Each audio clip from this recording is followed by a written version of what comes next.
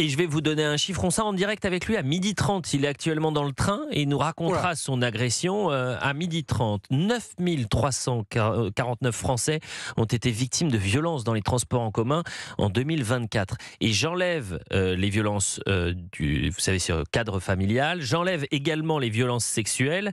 Donc ça fait environ un Français agressé toutes les heures dans les transports en commun en 2024. Sébastien Ligné. Mais c'est intéressant que ça vienne d'un artiste parce qu'on peut avoir l'impression, vu de loin, que les artistes vont être des personnes protégées pour qui l'insécurité ne les regarde pas. Mais en réalité, c'est très important parce que l'insécurité dans les transports en commun, c'est le fait qui concerne tous les Français dans leur quotidien, puisque c'est évidemment des transports qui sont pris par énormément de Français, notamment dans les zones urbaines.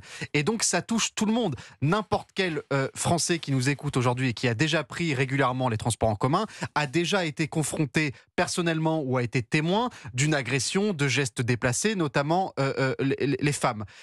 Maintenant, il y a deux choses. Un, il y a le fait que personne ne parle du fait que l'écrasante majorité de ces faits sont commis par des étrangers. Plus de 90% pour les viols dans les transports en commun parisiens. Pas pour les vols, pardon. Et 63% des viols dans les transports en commun sont commis par des étrangers. Et deux, la réponse. Un, on nous explique aujourd'hui qu'on va peut-être imaginer des wagons réservés aux femmes pour empêcher les viols d'avoir lieu. J'ai envie de dire, c'est vraiment aux victimes de s'adapter à la délinquance. C'est vraiment ça la réponse. Et deuxième réponse, quand on nous explique qu'il ne faut pas vraiment armer la sécurité dans les transports en commun parce que ce serait une dérive sécuritaire, blablabla, blablabla. C'est ridicule. Aujourd'hui, il faut s'adapter à la situation. Il y a de plus en plus de vols, de plus en plus de viols. Il faut armer des polices ou des milices privées dans les transports en commun qui peuvent réagir rapidement. Et il ne faut surtout pas créer des wagons réservés aux femmes. Il faut s'adapter, il faut se battre contre la délinquance.